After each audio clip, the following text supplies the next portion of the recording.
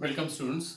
We were discussing the chemical properties of halogen derivatives, and in that we have seen the different chemical reactions or different chemical properties of these alkyl halides.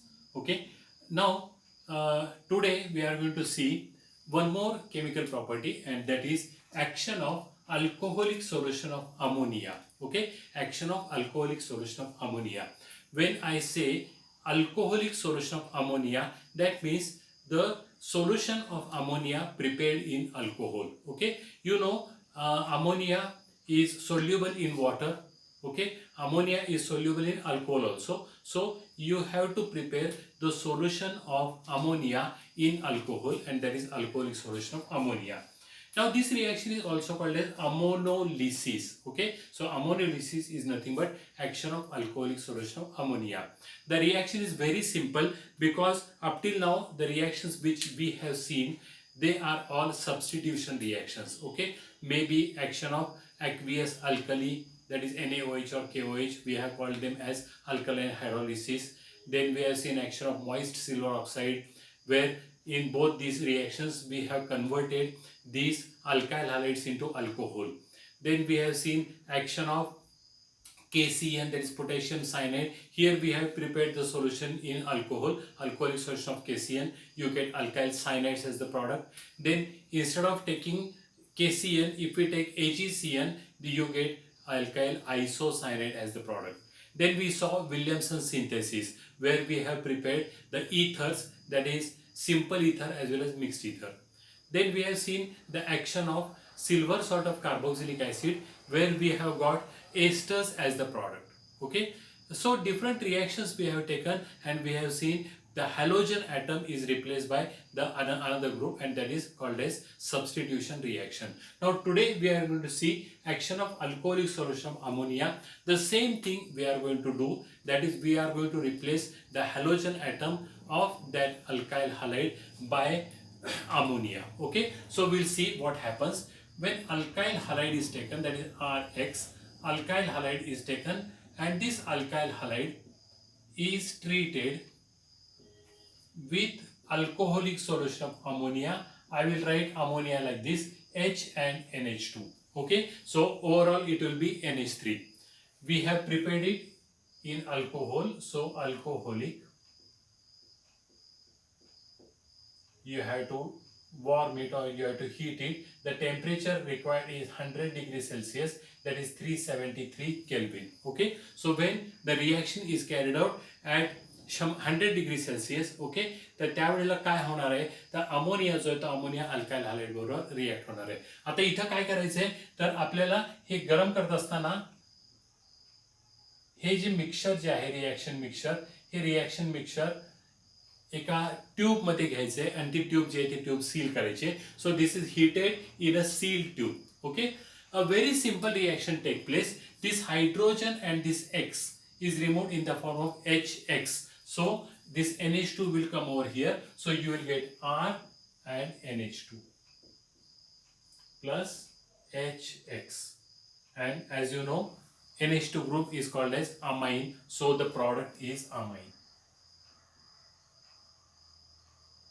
Now I will say this particular reaction is preparation method of amines. Okay, because we have converted alkyl halide into these amines. So this is nothing but ammonolysis, where alkyl halide when reacts with alcoholic solution of ammonia, you get amines as the product. Okay, now we'll take a specific reaction. Say for example, if I take this CH3 and I, this is methyl iodide.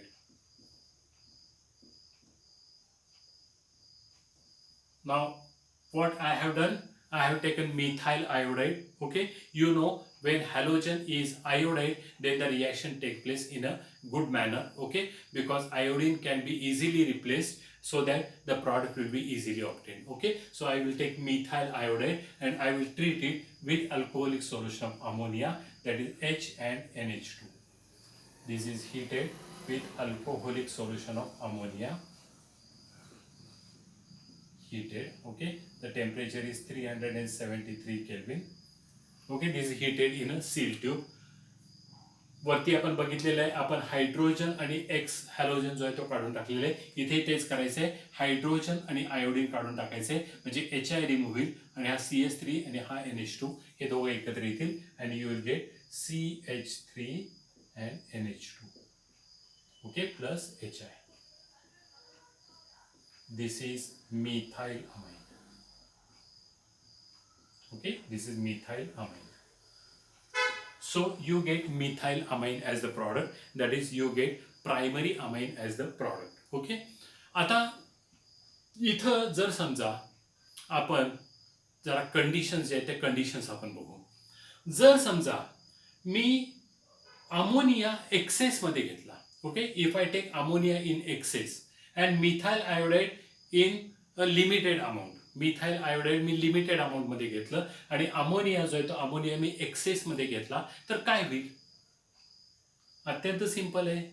Ammonia excess मध्ये घेतलाय, methyl iodide कमी प्रमाणात घेतलेलं आहे, सगळं methyl iodide react होईल आणि त्याचं रूपांतर मिथाइल अमाइन मध्ये होईल. ओके, आणि अमोनिया शिल्लक राहील. Very simple. कारण आपण काय करतोय, तर अमोनिया एक्सेस मध्ये घेतोय, मिथाइल आयोडाइड जे आहे ती लिमिटेड क्वांटिटी घेतोय, त्यामुळं जो काही मिथाइल आयोडाइड जो आहे त्याचं सगळ्या अमोनिया बरोबर त्याची रिॲक्शन होईल, मिथाइल आयोडाइडचं कन्व्हर्जन मिथाइल अमाइन मध्ये होईल आणि अमोनिया शिल्लक राहील. Okay, no problem. आपलं काय, तो अमोनिया जो आहे तो शिल्लक राहणार आहे, काय अडचण नाहीये. ओके, पण जर समजा आपण मिथाइल आयोडाइड जर एक्सेस मध्ये घेतलं, म्हणजे अल्काइल हलाइड जर आपण एक्सेस मध्ये घेतलं आणि ते अल्कोहोलिक सोल्युशन अमोनिया बरोबर ट्रीट केलं, तर काय होणार आहे? Answer is again very simple. We have taken methyl iodide in excess, ammonia हा कमी क्वांटिटीमध्ये घेतलेला आहे. ठीक आहे, कमी क्वांटिटीमध्ये घेतलेला आहे, त्यामुळं मिथाइल आयोडाइडचं रूपांतर हे मिथाइल अमाइनमध्ये होईल आणि मिथाइल आयोडाइड शिल्लक राहील. जसं मगाशी अमोनिया शिल्लक राहत होता, तसं आता मिथाइल आयोडाइड शिल्लक राहणार आहे. म्हणजे if I take excess of alkyl halide, that is excess of methyl iodide, and when I treat it with alcoholic solution of ammonia, I will get methyl amine as the product and some methyl iodide will remain. Okay, and that will be in the reaction mixture. Okay, आणि मग असं ज्या वेळेला होईल त्यावेळेला काय होतं, the reaction continues further, ती रिॲक्शन पुढे कंटिन्यू होते आणि मग रिॲक्शन कंटिन्यू झाली की काय होणार आहे, तर हा जो मिथाइल अमाइन जो आहे CH3NH2 जो तयार झालेला आहे, तो मी मिथाइल आयोडाइड एक्सेस मध्ये घेतले, जास्तीचा घेतलेला आहे. ओके, रिॲक्शन कंटिन्यू होईल. मी इथं हिटिंग सॅन दाखवतो, सगळ्या कंडिशन त्याच आहेत, अल्कोहोलिक सोल्युशन आणि 373 केल्विन, कारण तुम्ही सील ट्यूब घेतलेली आहे त्याच्यामध्ये तुम्ही हे जे हे तापवताय. ओके, आता काय होणार आहे, तर ह्या NH2 मधला H आणि हा I, म्हणजे HI जो आहे तो निघून जाईल आणि मग तुम्हाला मिळेल CH3, इथं राहील NH आणि CH3. So you will get CH3 NH and CH3 plus HI. Okay, आणि मग इथं जर तुम्ही बघितलं तर तुम्हाला इथं फंक्शनल ग्रुप दिसतोय NH, इथं फंक्शनल ग्रुप होता NH2 आणि ह्याला आपण प्रायमरी अमाइन म्हटलं. ओके, इथं NH हा फंक्शनल ग्रुप आहे, this is secondary amine. Okay, so you get secondary amine which is called as dimethyl amine. You get dimethyl amine as the product. म्हणजे थोडक्यात काय, तर आपण NH3 ज्या वेळेला घेतो त्यावेळेला आपण एक हायड्रोजन आणि हा आयोडीन HI बाजूला काढतो. ओके, आता परत काय होतं, तर NH2 शिल्लक राहिला, त्यातला एक हायड्रोजन आणि हा आयोडीन बाजूला काढला HIच्या स्वरूपामध्ये. आता नायट्रोजन अजून एक हायड्रोजन शिल्लक आहे. मग समजा मी जर आणखी जर एक्सेस अल्काइल हलाइड जर घेतलं, म्हणजे मिथाइल आयोडाइड मी लार्ज एक्सेस मध्ये घेतलं, तर reaction will continue further. Okay, reaction पुढे कंटिन्यू होते आणि मग काय होतं, तर हा जो CH3 NH आणि CH3 हा जो डाय मिथाइल अमाइन जो आहे तो पुन्हा मिथाइल आयोडाइड बरोबर रिॲक्ट होईल. ओके, पुन्हा हे हिटिंग साइन येईल आणि मग आता ह्या नायट्रोजनवर एक हायड्रोजन शिल्लक आहे, हा हायड्रोजन आणि हा आयोडीन हे HI निघून जाईल आणि CH3 पुन्हा नायट्रोजनवर येईल, म्हणजे you will get CH3 then CH3 CH3 आणि HI. Okay, and you will gate tertiary amine. Okay, आणि टर्शरी अमाइन मध्ये काय असतं तर नायट्रोजनला 3 अल्काइल ग्रुप जे आहेत ते जोडलेले असतात. And this is called as trimethyl amine. Trimethyl amine will be the product. Okay, plus HI. Now you will say that the reaction will stop here because all the hydrogen atoms which are present on this NH3, that is ammonia, they are replaced by alkyl group. And आता nitrogen hydrogen नाही आहेत याचा अर्थ आता ही reaction इथं stop होणार. But unfortunately ही रिएक्शन इथं स्टॉप होत नाही. The reaction continues further. Okay, ही रिएक्शन पुढे कंटिन्यू होते. This trimethyl amine which is a tertiary amine further reacts with methyl iodide because we have taken methyl iodide in large excess. म्हणजे अजूनही methyl iodide शिल्लक आहे, त्यामुळे ते methyl iodide जे आहे हे ट्रायमिथाइल अमाइन बरोबर पुन्हा रिॲक्ट होणार आहे. ओके, आणि मग काय होईल बघा तर CH3N then CH3 आणि CH3 ट्रायमिथाइल अमाइन. ओके, ट्रायमिथाइल अमाइन हे जे आहे ते पुन्हा मिथाइल आयोडाइड बरोबर रिॲक्ट होईल.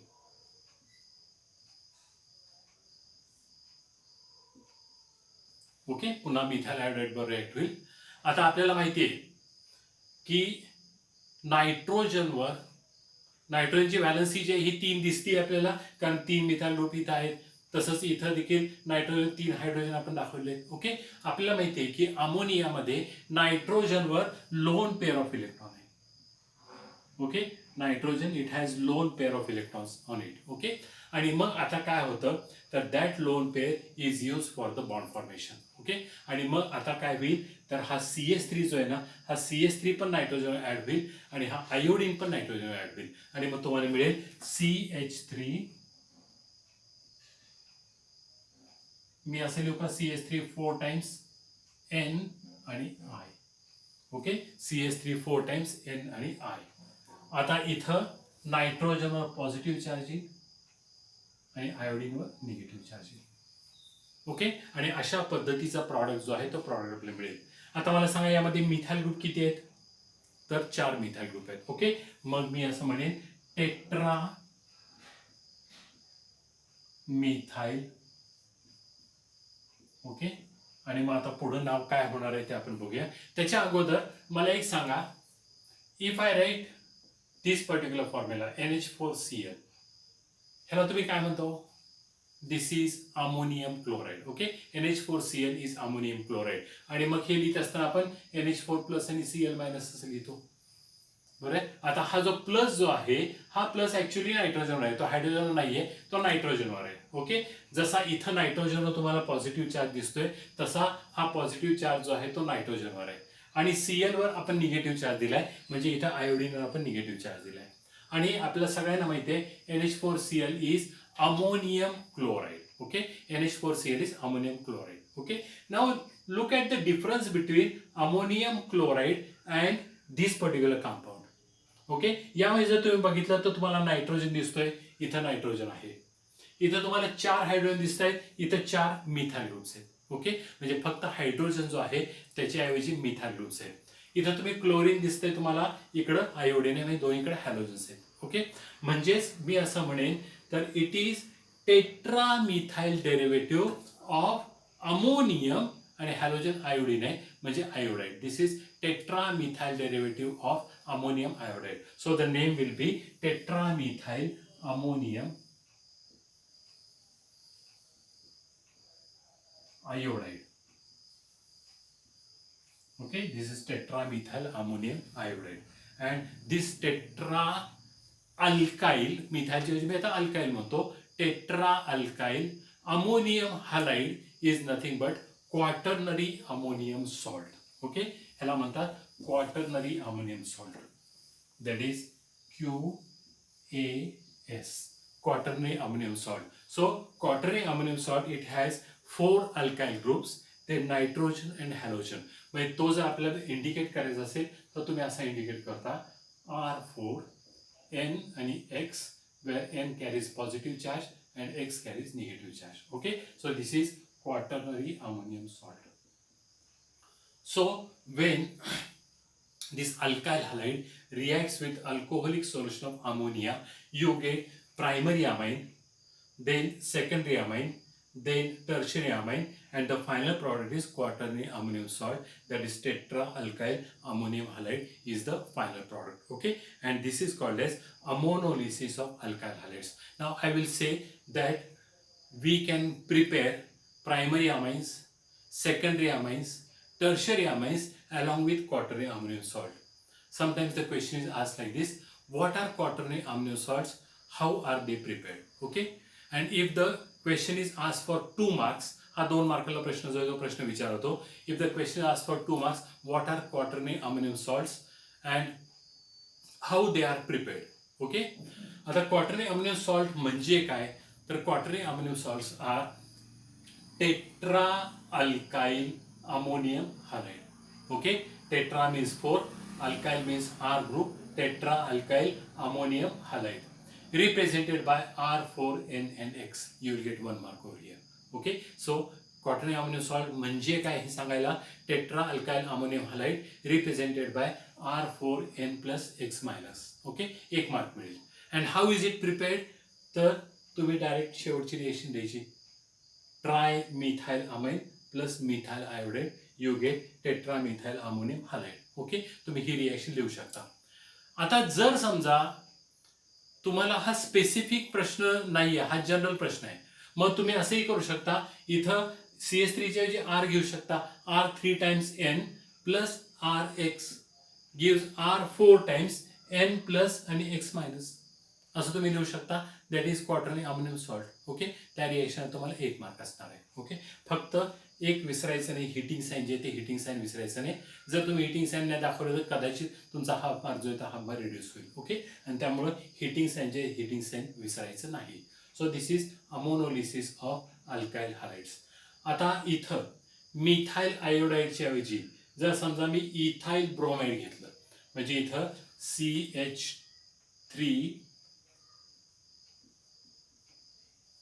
CH2 आणि इथं समजा मी Br केला, तर मला मिळेल ethyl bromide.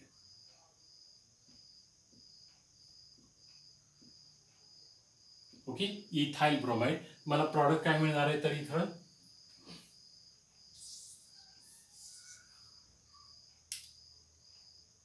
CH3 CH2 NH2 plus HBr. I will get ethyl amine as the product. Okay, आणि मग मी जर समजा रिएक्शन पुढे कंटिन्यू केली तर डायमिथाइल अमाइनच्या ऐवजी मला काय मिळेल, डाय इथाइल अमाइन.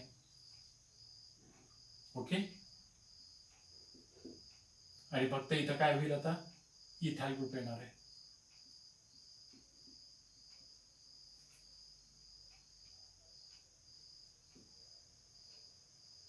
डाय ethyl amine.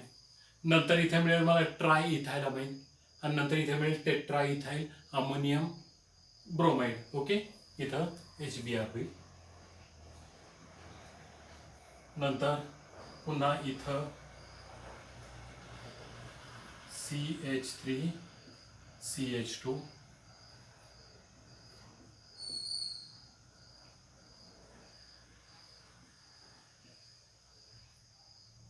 Try ethyl amine. Okay, आणि मग शेवटी इथं हा HBr असेल, आणि मग आता इथं CH3 CH2 4 times. Okay, that is tetra ethyl ammonium bromide. Okay, tetra ethyl ammonium bromide.